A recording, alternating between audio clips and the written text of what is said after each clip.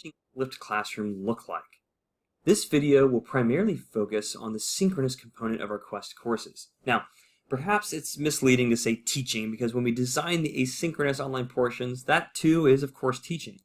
Remember, they've worked through your instruction and completed some activities online before they come to the activity. But here are a few things to consider. One of the things you'll want to do is come prepared to talk about their asynchronous work. It doesn't necessarily mean you've absolutely graded everything, but you need to have enough familiarity with the quality and kinds of work and thinking students were doing in those online activities so that you can be informed to know how you can support their learning. Maybe that's going to mean correcting some misunderstandings. Maybe that's going to mean, as you saw, they were totally on board, they were getting everything correct, that you can really stretch them and go deeper. And so you want to come prepared to talk about what happened in between your last face-to-face session as they were working asynchronously online. Another thing you want to think about is help them practice retrieving the information they've talked about. So you would have introduced a concept perhaps in a mini lecture that happened online, and depending on your course, it may be the first time students have heard specific terms or ideas that are unique to your discipline that are just maybe a bit more high context. And it takes time for us to learn new things like that, especially when we lack understanding or knowledge of similar things in other areas. In other words, we lack those connections to our prior knowledge. It can just take time. So helping them practice retrieving that new information is a good thing to do with your time. Again, as I said a minute ago, adjust misunderstandings or fill gaps in their knowledge. Again, you won't be able to do this unless you're ready and prepared and know what they've been doing online. And lastly, we're going to dig deeper. This is very much meant to be a high octane workshop kind of feel where they're working on things together. You're coming alongside them. You're posing case studies and having them dig deeper. That's what we're largely doing when it comes to teaching this synchronous portion. Now, take a moment to recap some of the previous things we've talked about. But I want to take a moment, and you can pause the video if you like, but take a look at this image. How might this image act as a metaphor for the work of teaching, particularly as Christians? Again, take a moment to pause the video and think of a few ways we can kind of work with this image as a metaphor.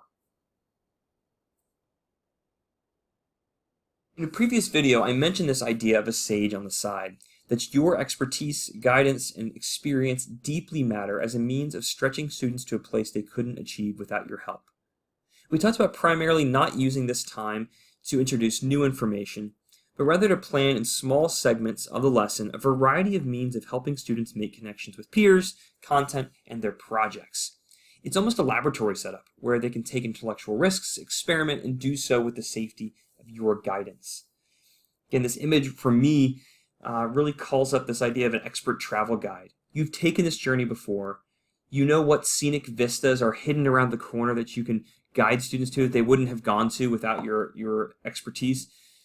You can show them that rock you tripped over last time you took this trail, right? These are things that you've experienced before and you've gained wisdom and discernment along the way. That's why they need you along this path. Again, it's why we use that sage on the side metaphor. Boiled down, much of the work we do as academics, you might say uncovering connections is really one of our key works, right? It's about synthesis, seeing patterns across our academic disciplines in God's good world. And so that's much of what we want to do in our Quest program here as well. Our goal is to use this time to help students uncover connections. So think back to the variety of activities that were mentioned throughout this training and consider trying one or two new ones. You can't do them all, so pick one or two new ones that you might consider to help students uncover connections. Another excellent formative assessment activity is to have students concept map, right? Again, we've said this before, but you can have them create these in pairs and then walk around and compare and contrast. Then you can debrief as a class where commonalities and differences were there with your expert guidance to help them navigate.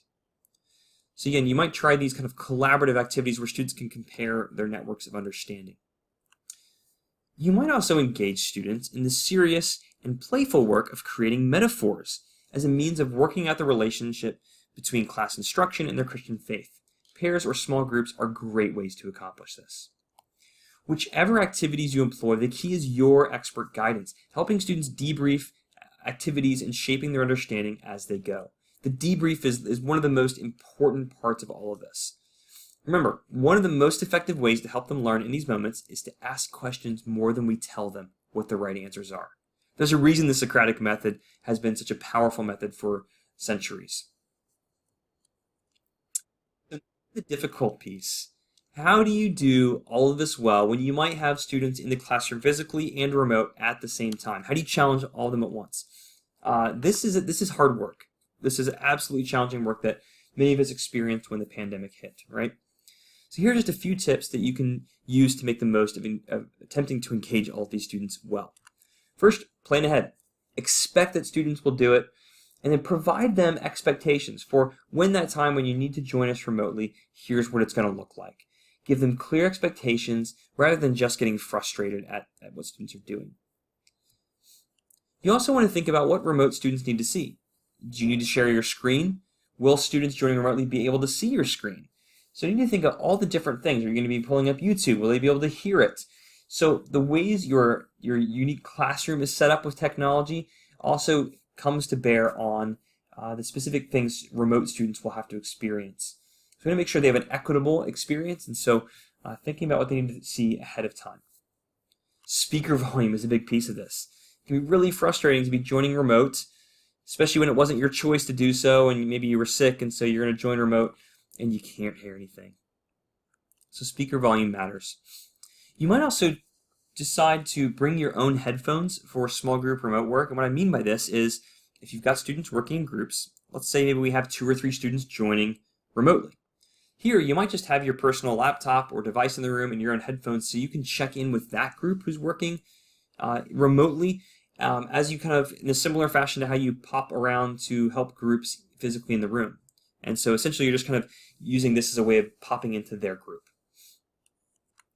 You might also use total participation tools. There are so many tools available in the ed tech world, free tools for the most part. A personal favorite is Plickers, where students have something that kind of looks like a QR code on a piece of paper. It's free. You can just print out these pieces of paper. They don't need a device. And you set up quiz questions, and they hold them up in a certain way to indicate their answer. And even students who are remote, as long as they have the paper with them, can do this. You can scan it remotely. And this is a great way to do formative assessment live. It's a personal favorite. And these allow all students to give you responses. And again, the debrief here is always fascinating.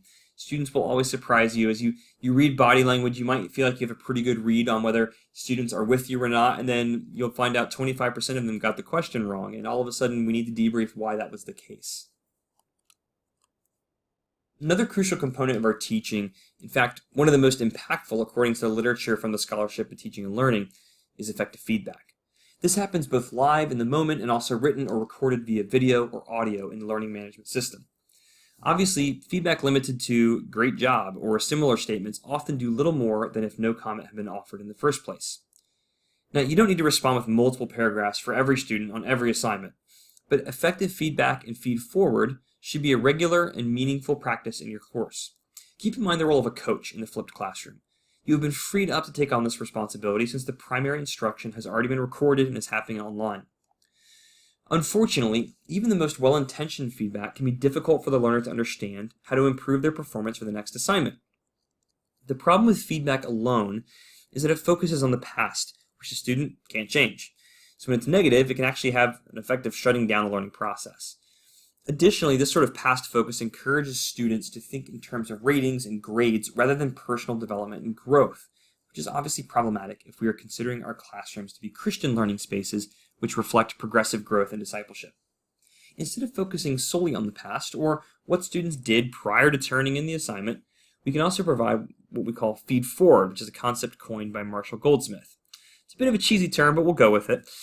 In feed forward, we focus on helping students see where they might be gaps in their understanding or practice, and help them work on addressing those so in the future they're not repeating the same mistakes.